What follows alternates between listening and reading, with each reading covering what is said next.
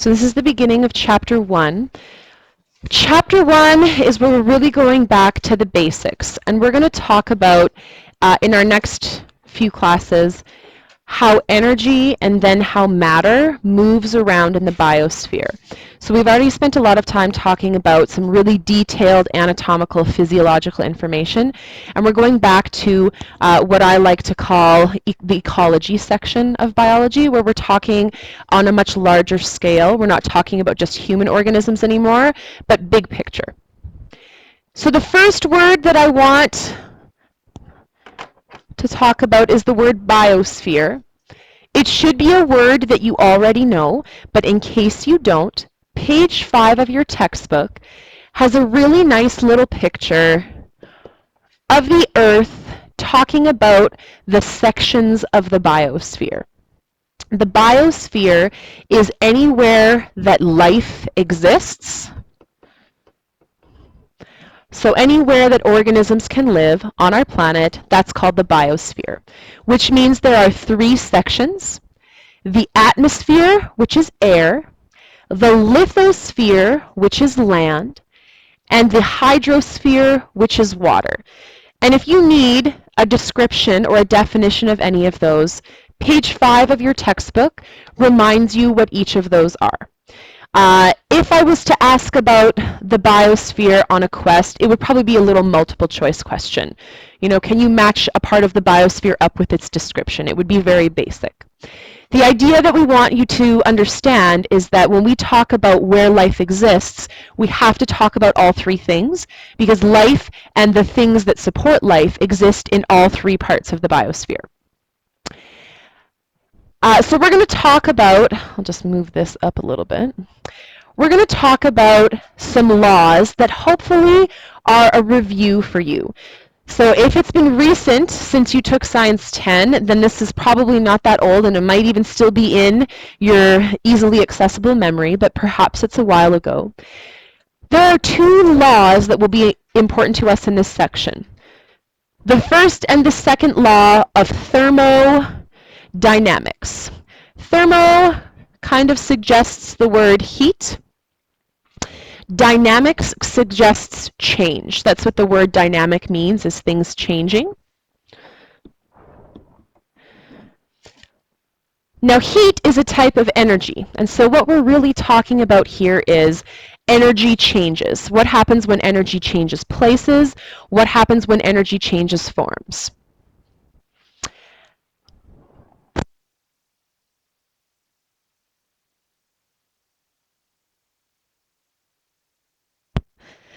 Now, does anybody remember what either one of the laws of thermodynamics is? Even if you get which law it is wrong, maybe you remember what one of the ideas was. Where's my gray 10? I'm gonna pick over here on Easton, because he was in my Science 10 class just a few months ago. Do you remember what either of these are?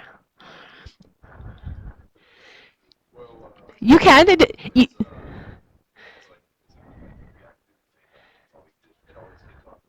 There you go. That is the second law of thermodynamics. When energy changes, and here I'm being very vague about what I mean. It could be in a chemical reaction, which is what Easton said. It could be as part of a conversion between one form of energy and another.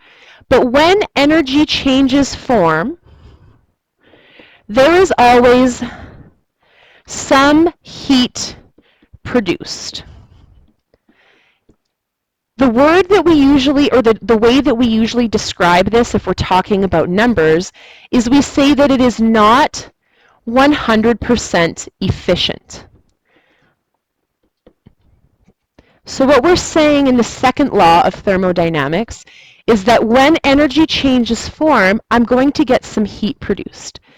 And heat is not typically the type of energy that I'm searching for when I'm doing energy conversions. In some cases it is, like when your muscles contract and you're shivering, that the reason for that is heat. But a lot of other reactions, a lot of other processes don't want heat to be produced. It's sort of a byproduct. You might use the word lost, but I would put it in air quotes because you're not actually losing energy. You can't get rid of it. It's still there. It's in an unusable form. So instead of the word lost, I would prefer if we use the word unusable.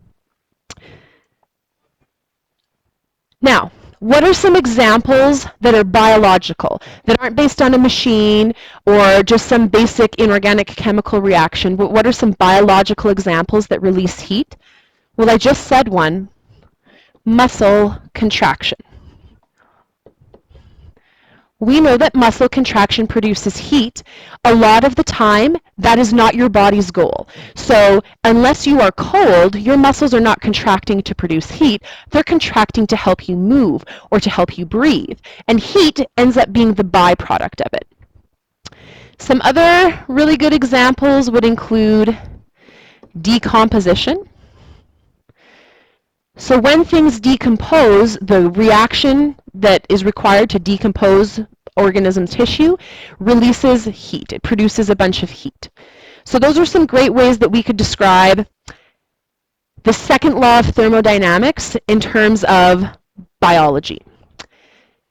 Now, when we talk about muscle contractions, I'd just like to point out that basically every physiological function in your body has a muscle involved in it somehow. So remember that all of your body systems have muscles in them. Your respiratory system has your diaphragm and your intercostal muscles. Your digestive system is made up of muscles that push food down through peristalsis, plus you have those sphincters or valves that control entry and exit.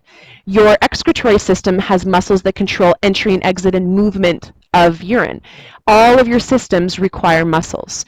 So basically, any physiological process that you do is going to produce a little bit of heat. Now, does anybody remember what the first law of thermodynamics is? This is the other one. I even alluded to it when I was talking about this law. The first law of thermodynamics is that energy cannot be created or destroyed. It can only change form.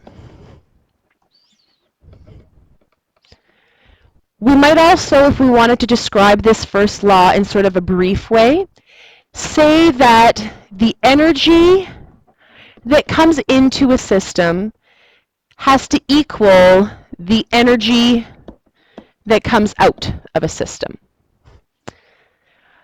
So you'll see at the top now I have two little scales that are trying to represent the laws of thermodynamics.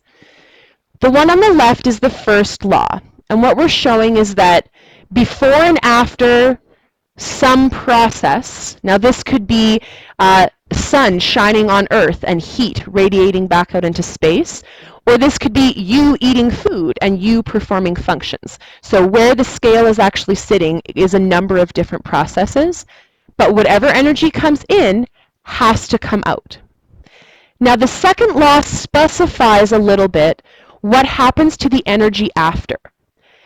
What we're saying is that I can't get rid of energy, but some of it, this little chunk at the bottom, will be unusable. That would be typically your heat that is produced as a byproduct. So I really like those two pictures because they show you how the two laws are talking about the same thing, but the second law is just being more specific about what happens to the energy after whatever process or conversion you're talking about. Now, some examples that I'd like to give you for the first law are examples of energy being stored. And the reason I'm focusing on stored energy is because if I think about types of energy, you might remember learning about kinetic energy and potential energy. Energy that's being used, moving something, and energy that's being stored. And so often in biology, we're taking energy and we're storing it. So we are going to talk, or we're going to mention a couple of things. Glucose. Glucose is a way that energy is stored. Glucose takes solar energy and makes stored chemical energy out of it. So that's an example of an energy conversion. I'm taking solar energy, I'm not getting rid of it, I'm changing it into a different type. The other example that I'd like to mention are fat cells. So once an organism has consumed glucose, if it does not need that energy, it can store it further in fat cells as a different type of chemical energy. So in a fat cell, we still have chemical energy, but it's a different molecule than the glucose was.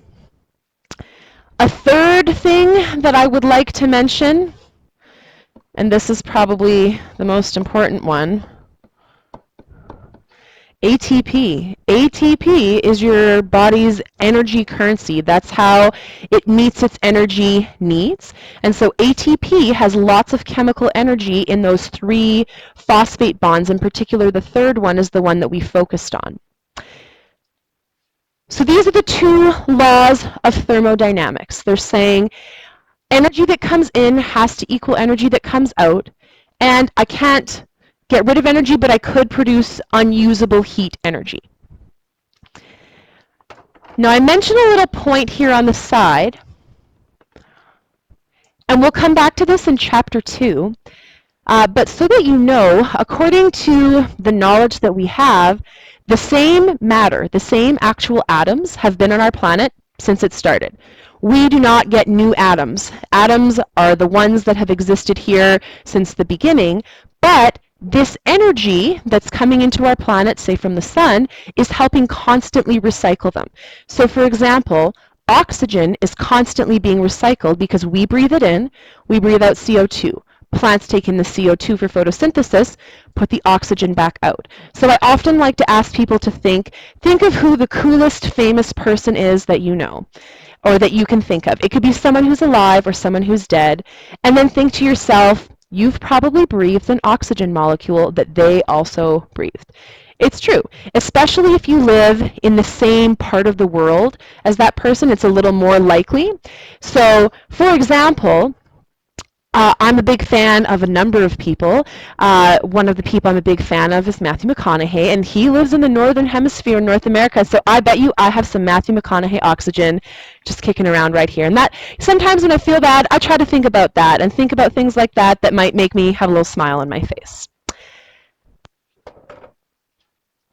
So this is the biosphere and energy in it. Now the next thing I'd like to mention is how energy can be transferred, because you probably already have some background knowledge about the first 3 ways: conduction, convection, and radiation. I know when I taught grade 8 science, there was a whole lesson I did just on these 3 things. Now conduction, convection, and radiation, 1, 2, and 3, are usually all about the transfer of heat. But they don't show us how I could transfer energy between organisms, and that's going to be our focus. So even though these are ways that energy can be transferred, they are not usually the way that a living organism acquires its energy. So that you know, conduction is direct contact. So I touch a hot fire poker, it burns my hand. The energy has been directly conducted to me. Convection is always with a fluid. And so in grade 10, we talked about convection a lot because that's how air and water transfer heat around the globe. Radiation has to do with waves, and so the sun. We will talk about the sun because the sun is the original source of energy for most life on our planet. And I say most because there's a little fraction that isn't. So of these 3 types, radiation is going to come back because that's how the sun transfers energy. But beyond that, we have to add something else. We have to add way number 4, and way number 4 would be biological molecules. So I mentioned a couple of them, glucose, fat cells, but we're talking about chemical energy that are stored as part of molecules that an organism can acquire when it's part of a food chain. And this is really going to be our focus. How are organisms getting energy from the organism before them in the food chain? And if they're a plant, they'll be getting their energy from the sun. So that's where the radiation will come in. Now, I appreciate all of your suggestions for food chains, and I just want to point out a couple of things that I saw. One, I was glad to see some people put humans as part of food chains, because we definitely are. I think most people put humans as carnivores, but just remember that we could also be herbivores too, depending on what we're eating. I also liked that a few people tried to go outside the box, pick organisms that are extinct, because that's still a food chain. I like to see that people were really specific with their producer. So over here, someone had flower nectar as their producer, so it was a very specific thing, as opposed to just plant. And what I'd like you to recognize is that when we talk about food chains, I can't expect you to know every organism in the universe. That would be ridiculous. But I could expect you to know the basic relationship between them. And so for whatever plant you chose, I think I'm going to go with the flower nectar as my plant. What does a plant make that a herbivore can access? Well, it has to be glucose. So we know that that is what is getting passed on. That is my way of transferring energy. So the herbivore eats the plant, and the herbivore accesses the glucose that is in the plant. Now, once the herbivore eats the plant, is the glucose still going to be glucose? Maybe for a little while, but most of the glucose will get used or will get stored. So my herbivore, I think I'm going to go with the, you guys, I think you were looking for Brontosaurus, the one from Fred Flintstone. I don't even, is that even a real one? We'll just pretend it is. The long-necked dinosaur that eats plants. Now once my Brontosaurus eats the plants, where is it stored? Well, it could definitely be in fat. It could also be in muscle. Muscles are made up of protein, and protein is one of the key things, key macromolecules that we need to survive. And you might even remember me telling you when we talked about muscles, there's two kinds of muscles, the fast twitch and the slow twitch, and they have different colors. And when you eat, say, a turkey and there's light meat and dark meat, that's because there's two different types of muscle fibers. So a lot of meat is muscle tissue. And lastly, with the carnivore, I'm going to take the piranha from over here. I like that. Crazy fish. And the piranha, what is it going to do with its energy? Now the piranha, we'll say, is at the top of the food chain. So the piranha is the last sort of step. It's not getting eaten. So how is the piranha going to continue passing energy on if nobody is eating it? Does anyone have a suggestion here? So we're going to say, first of all, let's focus on the fact that there's heat. Now there would be heat at every level, heat being lost. But at the last level, I like to point it out in particular because there's no organism eating it afterwards. And so the piranha will eat the fat or muscle tissue of the Brontosaurus in this imaginary scenario, and it will convert a lot of that energy into heat, but it will also be decomposed when it dies. And we know that decomposers also produce heat. So the idea we're trying to get across is that in the long run, even though there are biological molecules that are transferring energy throughout a food chain, eventually heat is going to get produced at every single step. That's a pretty major idea here. Now, where will I get a new energy source? Well, that will be the sun.